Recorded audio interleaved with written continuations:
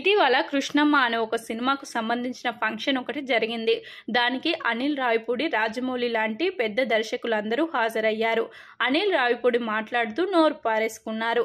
అదేంటి అంటే ఐపీఎల్ మ్యాచ్లు చూడకపోతే ఏమీ కాదు, 1-2 రోజుల పాటు చూడకపోయినా నష్టం లేదు, కానీ ఈ సినిమా ఖచ్చితంగా చూడండి అంటూ చెప్పుకొచ్చారు. ఈ కామెంట్లు విన్న తర్వాత చాలా మందికి అనిల్ రావిపూడి మాటలు నచ్చలేదు. ఐపీఎల్ మ్యాచ్లతో సినిమాకు పోలిక ఏంటి? ప్రస్తుతం నెటిజన్స్ అంతా కూడా అనిల్ రావిపూడి మాటలకు ట్రోలింగ్ చేస్తున్నారు. చేతిలో మైక్ ఉంటే సరిపోతుందా? స్టేజ్ పై ఏది మాట్లాడాలో తెలియాల్సిన అవసరం లేదా అనేది నెటిజన్స్ అనిల్ రావిపూడికి వేస్తున్న ప్రశ్న.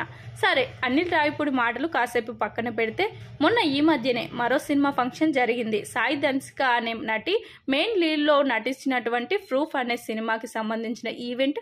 దీనికి గెస్ట్ గా వచ్చిన దర్శకుడు మిష్కన్ ఏకంగా దేవునితో సినిమాను పోల్చాడు.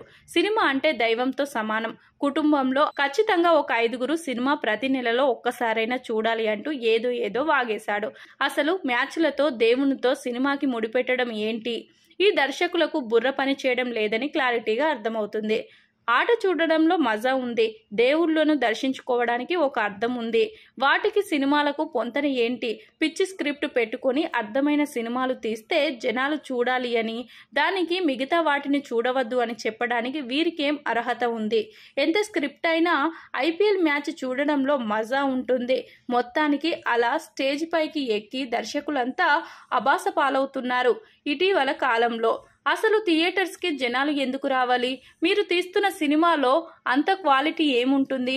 మంచి సినిమా అయితే మనమే పరుగెత్తుకొని వెళ్ళి చూస్తాం. అసలు మనకు ఏది చూడాలి, ఏది చూడవద్దు అని చెప్పే హక్కు వీళ్ళకెవరిచ్చారు?